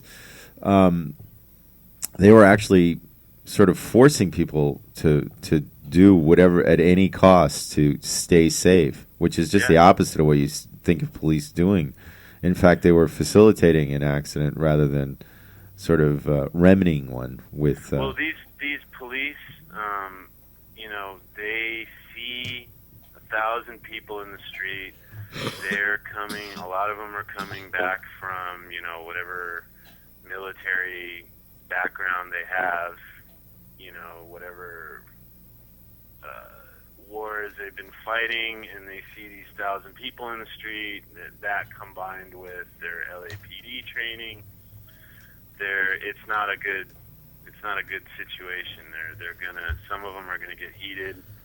They're gonna, you know, do what they did on the toy ride, drive into a bunch of people, you know, and on a toy ride bike, because it's like their brains are trained for crowd control under different circumstances, and they see this, and it's like some kind of light turns on in some policemen's heads that just they get angry, and they have to do what they have to do in their minds to stop this mass of people from, you know, in our case, having fun, but in their minds it's like we're some kind of protest. So would you consider getting involved in you know, an activist type way in getting police better trained to deal with bikes? Or is there already something like that? There is already something like that. I'm already involved. It's called the LAPD Bike Task Force, and the LAPD has, they've reached out to the bike community after that LA critical mass incident where cops were caught on tape kicking bike riders and tackling bike riders. They started to get involved with Midnight Riders. I mean, they started posting on the forum and communicating, and they had this bike task force going. And I was invited, and anybody's invited that wants to get involved. The meetings happen, I think, like every 2 months or something. You have like a couple hours where you can discuss issues with the police, and like I go there, and when that, when things happen, next bike task force meeting, I'm going to meet with them and go and voice my, my issue. There's always a couple of things that really tick me off about the way that LAPD responds. That one is when they respond to hit and runs. My boy Sean Martin just got hit on Hollywood Boulevard, hit and run. Get out of town. And his bike was totaled. He was smashed from behind. He was up and walking, and so because he was up and walking and he chose not to get transported to the hospital, the cop marked it down as a misdemeanor. And what that means is the detectives, put it in a stack that takes, how long? I don't know, a month or so to get to. And, Sean, he doesn't want to incur these huge hospital bills. So just like any other bike rider, there's always a concern about your hospital bills. We don't have car insurance to protect us. We don't have uninsured motorist coverage, and so of course a lot of times somebody's going to choose not to take the ambulance ride, the $1,000 ambulance ride to the hospital. But because of that, you get penalized in the kind of detective work that's available. It's funny because that was one of the issues in the breakout session they were talking about. It's like the California Bike Summit. California Bike Summit that we were playing earlier. They were talking about some of the legal ramifications with just what would you do. And one of the things that came out sort of unanimously is that if a car and a bicycle do get into some sort of altercation, it's always, regardless of who's whatever, there's a liability factor with the car, which, with bicyclists it sounds great, but I'm sure the car lobby is sort of suspended this, and that's what they were talking about with that bill that we had on earlier. The bill, exactly. It was defeated, and you'd think it was a no-brainer, but it was because AAA decided any kind of thing. It's almost like the gun lobby. Any kind of legislation is bad. It's a car lobby that everybody's a member of. They don't realize it's a car lobby. It's a total car lobby. All your money that goes to these fees seems so cheap, but that's like whoever out there that puts in their $30 or $40 a year. That's your lobbyist money right there. Thanks, everybody. You talking about AAA? What's that? Yeah, AAA. Yeah. I read one time that they're the largest membership organization after the Catholic Church. Oh my God! Bless you, my son. Talk about your evil organizations out there. Uh-huh. Did I just say that? But I do love the way that they get there when I have a flat tire. Dude, yeah, but you can just make a phone call to a local tow truck company. I don't know. I guess that is true. They do offer something, right?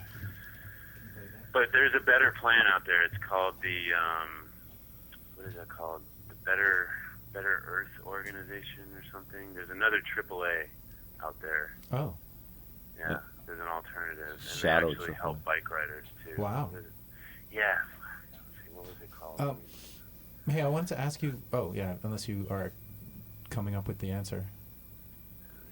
I wanted to ask you about the Good event today. Do you know what it's called? Because I'm on the Good website and I can't find it. Go to Facebook and go to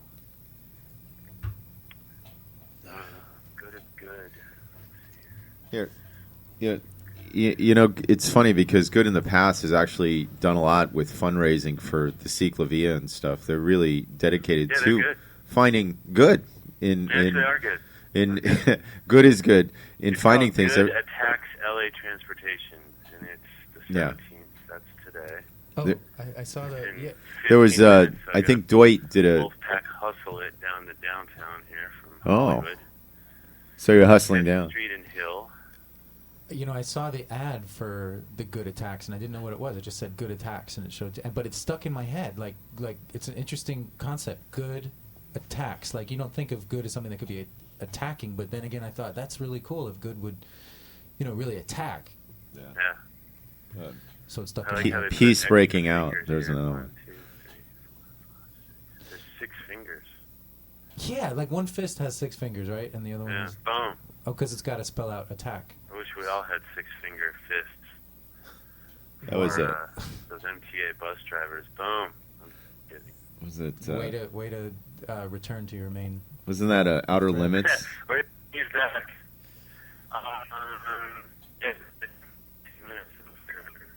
Your phone's breaking up. 3-mile range of downtown. You know, I can't find it on Facebook. The event that you're talking about. I'm sorry. Well, you might have to believe. What? Good attacks. Right? Search for good attacks. You might have to believe Roadblock. Believe a person rather than the internet. I know that's a hard concept, but anyway, why we got him on the phone? Why we got you on the phone? You want to tell us a little bit about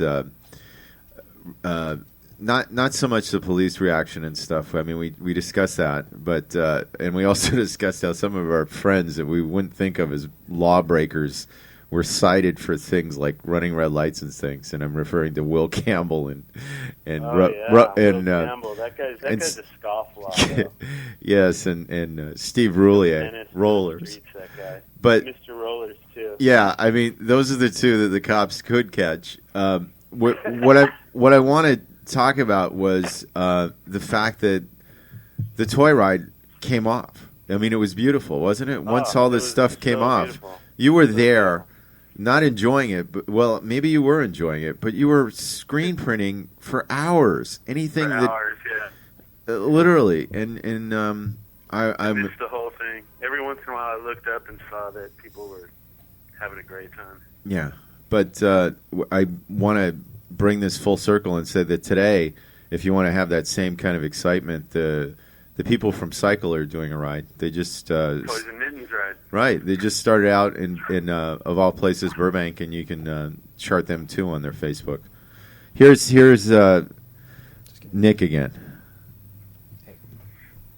Well, I found it. Good attacks, and it says it's like a flash mob. They're comparing it to in a way. It's a flash mob thing. Oh, is it? I don't know, Ooh, but they're even cooler. They're occupying 4th and is it 4th and? Don't say that. You're gonna get the Homeland Security's gonna scan that and come out. Terrorists. Yes. We joke about that, but that's what they're slapping all these people that were occupied with. They're not just protesters. They're now Homeland terrorists.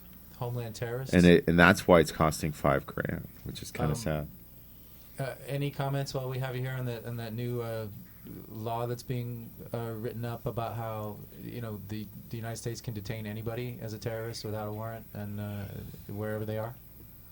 If you have any connections with other countries, birthright, whatever, through your parents, if you're about to have kids, go to those countries and apply for citizenship and get that dual citizenship so that when the whole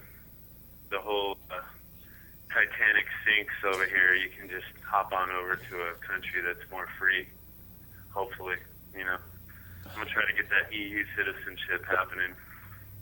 Yeah, that'd be nice. That's really the only answer. Is like they say, if you don't like it, move. Right? Right. That's what the conservatives always say. They always say. And I'm like, all right, cool. My friend is actually about to have a kid. Wow, it's starting to rain. He's about to have a kid, and I was telling him, yo, bro, you should just spend 6 months in the EU, have the kid over there, see if you can get that citizenship for that kid, and just it's a little insurance policy for when this country collapses. I don't know, but there's always been stuff like this. There's always been, I know. And the end of the world is coming. And you think of things like Good Magazine and Good Attacks. I think that you get the good fist, and you attack. Okay. Why does it have to be a fist, man? Well, I've never seen the good fist before, and well, it's like the stock market, or it's like you buy some stock, it goes up and down. So right now this thing is going down, Right. But it'll reset. It's just going to take a couple generations. The Freedom Index is going down. The Freedom Index, yeah, I like that. The Freedom Index, the Jobs Index, all our jobs have been pretty much exported. I think Chicken Letter's having a reaction to all of this non-bike specific talk. This all has to do with bikes, though, Chicken Leather. Yeah, we bike riders, we're the warriors here. We're the ones that are going to be ready for the collapse. All these other people that are used to driving their cars and their sedentary lifestyles, they're going to be like, oh, my God, I can't afford to drive a car anymore. What am I going to do? I think we'll already be handling it. But I think that's, to be fair to the rest of the population, I think that's a transition that could happen in about 5 minutes. 5 minutes? How long is it going to take to really realize, how to ride a bike and get around? There's going to be a lot of gnashing of teeth. There's going to be a lot of people in those little scooter wheelchairs, those like really super oversized people that aren't going to be able to ride bikes because they've been eating. I got an email from one of those for the last 20 years. What are we going to do about them? I don't know. We'll have to help them. We'll have to help them. We'll have to help them learn to ride a bike. But that's also what you guys we're all getting ready for. Is he down there right now? Are you down there? Nah, I'm just walking down the street. Okay. Ranting and raving. Are you going to go there? Did I totally turn this radio show into a disaster? It's okay. We're in the end of our second hour. We had a lot of great interviews, and we're just coasting to the finish line. Coasting to the finish line. Are you going to be there for the good event? Yeah, I am. I don't know. It looks like it's kind of raining outside. I should have brought my fender. So are you wearing rain gear, or are you just? Nah. What are you wearing? You know what, LA? We it's have just water, right? Here. We should be so lucky. It's just water, right? Yeah, it's just water. Yeah. So once again, this good event is downtown when? In like 10 minutes, 5th and Hill. All right, we'll see if we can't send a Kill Radio reporter down there to get arrested or something. I'm gonna head over there right now. Okay. All right. Well, here's Nick. Great. Thanks for calling. Ranting. And I got a new idea I want to talk to you about in terms of websites and stuff. Oh, cool. All right. See Okay, you later. take care, guys. All right, you too. Bye. Bye. Well, we alluded to the fact that there was a toy ride, and we talked about that. If you have been in a hole for the last 3 weeks and who doesn't know that there was a toy ride? We're going to be recapping some of that later today, specifically on Talking 7 minutes. Oh, we do have 7 minutes, but I just wanted to throw that in there because somebody sort of emailed us that they were wondering if we were there. We were there. Sadly, we've lost some of the tapes. We're. This is the royal. I've done it. Yeah, this is the bane of our existence here. But I didn't lose the tapes. We're sort of having to clean up my house just to find out if I in fact lost them outside the house or inside the house, which is what we're doing. But having done that, all right, let's not get into the whole no. Having done specifics. that, there's a lot of lost and found stuff that we found at the bike event, and we've got some of it in a couple places. We'll talk about it later on.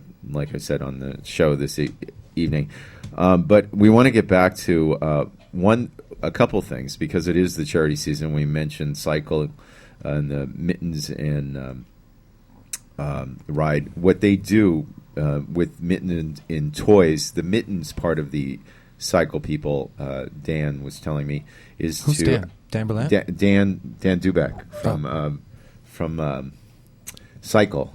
He's the guy that runs Cycle, Cyclists Inciting Change through Life Exchange. They're doing their toy mittens ride, and the mittens part is to actually give warm clothes and stuff like that. And along those lines, Jesse, who we've heard here before, active, is doing with the mom riders a Sock the Homeless charity ride. That's coming up. If you want to donate some socks or help out these things, you can contact Active. You can either call us here at the station. Active? Oh, yeah, but what if, let's say, somebody doesn't know who Active is? How would they do that? Well, I'm telling him he's a mom rider who's been active, and he's been on the show before talking about bike issues. He does ghost bikes, and so what do you if put you out haven't heard this, you put out the signal, like. Well, the bat signal. No, I was going to say, give us a call here at 213-252-0998, the Kill Radio phone number. Kill Radio 252-0998. And I'd like to say we're also podcast. I was going to give, we podcast on KPFK on the podcast. Or thank you, KPFK. You can call Active directly, and I was going to give his phone number. Really? Well, in lieu of giving his phone number over the internet. No, dude, because he gave it out right here on Facebook. He did give it out on Facebook. We're going to do it too. 323-574-3970. That's Active. 323-574-3970. Or there's another number there, Anna Grote, at 323. Yeah, I would say that now, before we inundate everybody with 4 numbers or 3 numbers, let's keep it to the 2, and give me a call at Kill Radio. And we'll pass it on. Or you can check out his Facebook. This ride. It says it's called the Sock the Homeless charity ride, not the Mittens ride. No, this is along those same lines. Sock the Homeless is giving socks. From the clock on the wall, I think the mitten ride started out at 10:30. And it's now noon, so if they're not wrapping it up, they're somewhere in between there getting coffee or something. But there's still a lot of, what I'm trying to say is there's a lot of charities there, and if you haven't given already, you can always bring it by either the station here, the radio station, or one of the bike collectives, and we'll make sure it gets to the right people. How would somebody know where the radio station is here? We have it on our website. On killradio.org? Yeah. It's there at the top next to our phone number and who's running the station, and Robin Torres, who's our program director. I want to call and Robin's nodding her head going, yes, that's on the website, yes. So, anyway, in the last... there's no Robin. Okay. In the last 6 minutes, we're going to be... we could either go back to Complete Streets that Chris Morphus talked about at the Bike Summit. 3 minutes. We have 3 minutes now, I'm being corrected. Or we could go to whoever you're calling now. Well, I was going to call Joseph. Okay. He actually, when he says Joseph, he's referring to Joseph you got me. Braille over at Flying Pigeon, who is not only, I guess we could call him a semi-sponsor, couldn't we? Because they semi-sponsor me in the Coaster Break, and they sponsor a lot of infrastructure. He's also responsible for doing the other part of the sort of forgotten part of Figueroa and implementing the bike plan there, slowing down traffic as a safety precaution. And they're finding out, some of the business community, that if you slow traffic, people might be able to see some of the advantages of increased foot traffic / because they're slowing down enough to see the signs and things. And it's funny because I remember taking a Ride Arc ride with Alex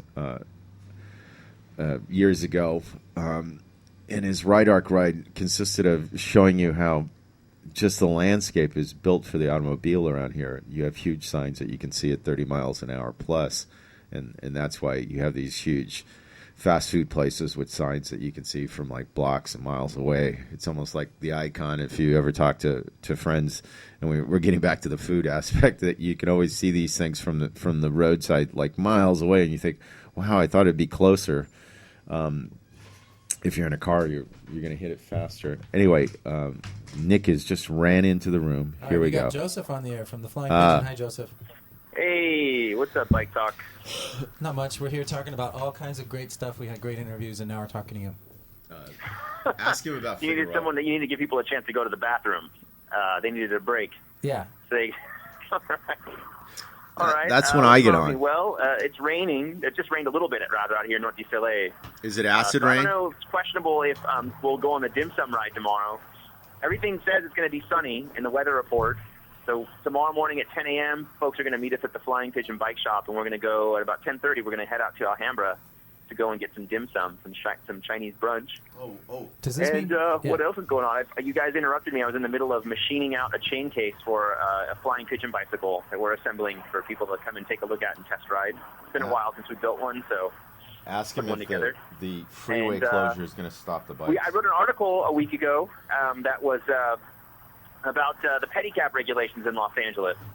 I don't know if anybody caught that, but it was can't see the pedicab jobs for the green, and it was about Mayor Villaraigosa's administration and the regulation of bicycle taxis in Los Angeles. We got a ton of interest because of that, and some guy in New York wants to start a pedicab company in LA now. Even though the article was all about how you can't start a pedicab business in LA, but anyway. Why can't you start a pedicab business in LA?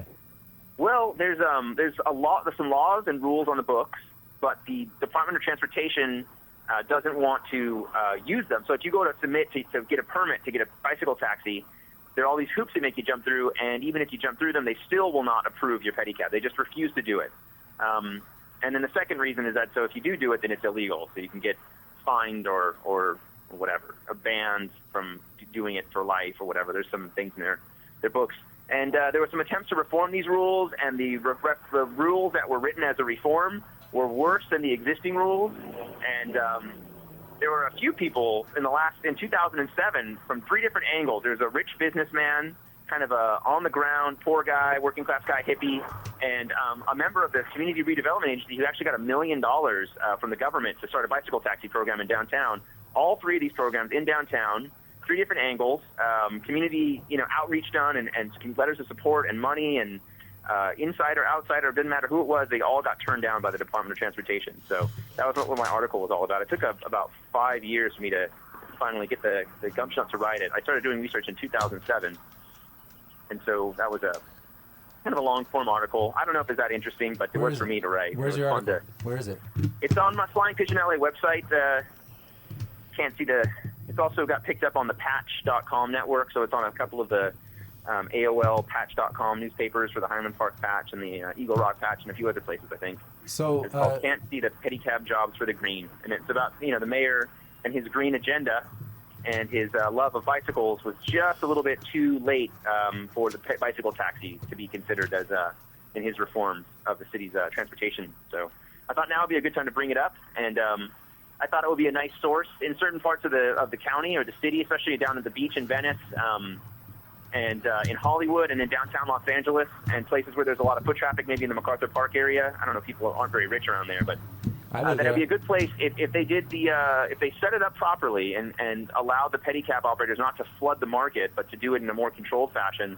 They could guarantee that each operator could potentially bring in a nice livable wage, and it'd be a good job. But it's just all dependent on what the city wants to do. And right now, they're stopping people that have the money, have the time, and the willingness, and even the government itself, from doing this type of thing, which is a great alternative transportation thing, a great green jobs thing. It's healthy for the people riding the bikes, and it's kind of where you'd think the city would want to be moving now that we're past peak oil and blah blah blah, financial crisis, et cetera, et cetera. Why? I still don't get why they're anti-pedicab. Communists. Yeah, there's a board order, but so the City of Council in 1986 gave the LA DOT Board of Commissioners the authority over bicycle taxis, and the Board of Commissioners of the DOT wrote a public board order with all these rules and regulations that are really quite onerous. And those rules, at the time, shut down the bicycle taxi industry, and they basically existed in Westwood and Venice Beach only at that time, mostly in Westwood. So they all stopped operating in about 1992, and because these rules are really tough, and now that there hasn't been a bicycle taxi in the city for almost 20 years, the DOT doesn't even have anybody on staff in their taxi cab licensing or any part of their administration that knows what the hell this whole board order is all about. So if you went there to try to submit a permit and said, I want to get a permit, they'd say, well, nobody here handles that. So you can't even apply for one. And if you try to apply for one, which that three people did, some guy who was like kind of a hippie, some guy who's kind of a businessman with a lot of cash, and then this guy from the CRA who had $1 million for the government to have a government-subsidized pedicab program, all tried to apply with the DOT, and the DOT staff just said, well, you can't do that, and we don't approve it, and no.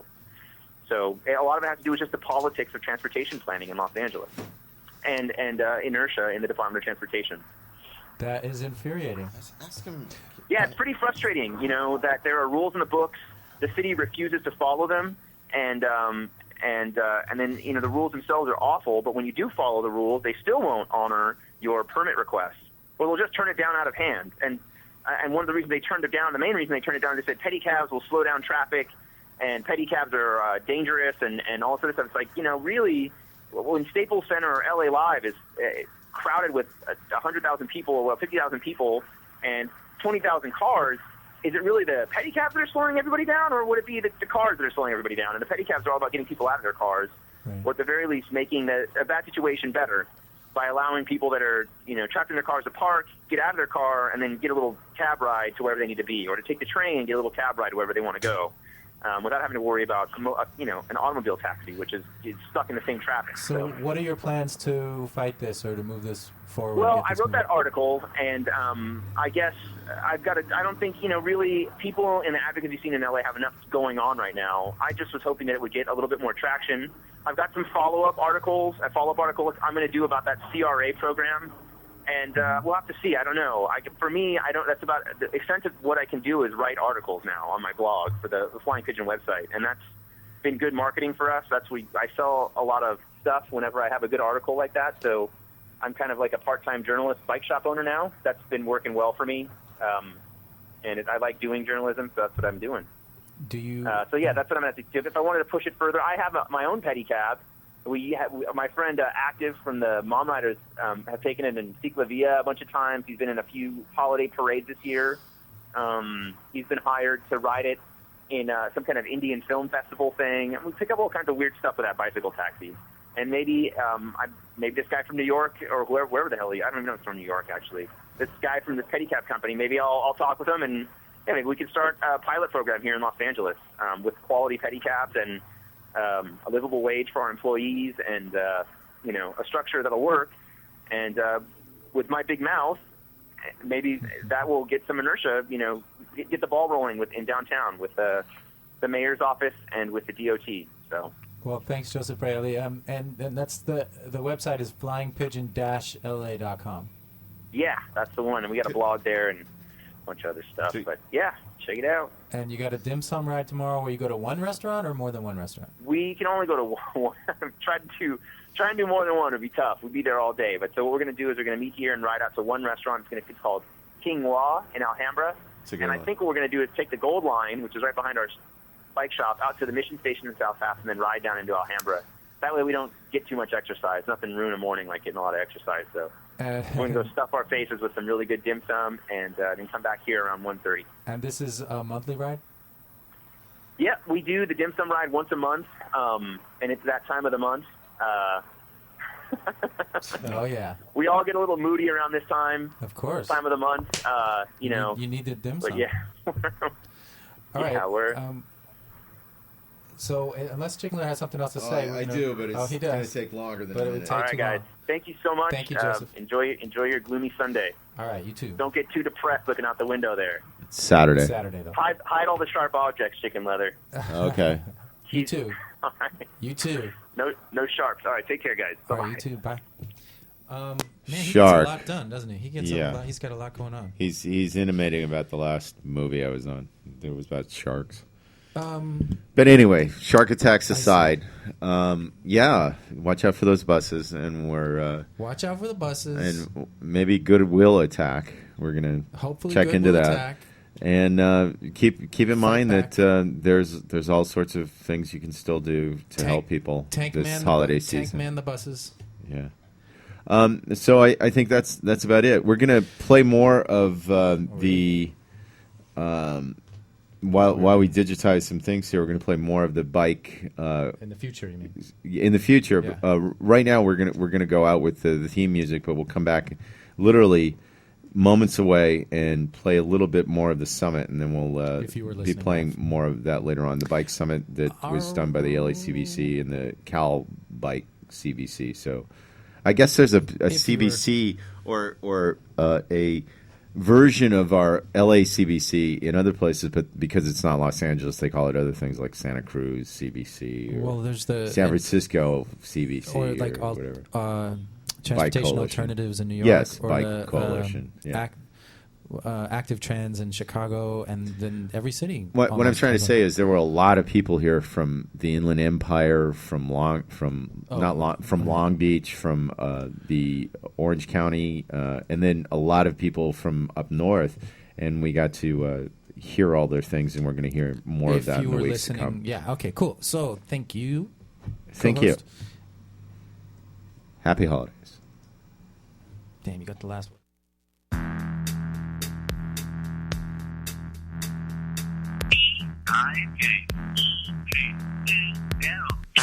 BikeTalk.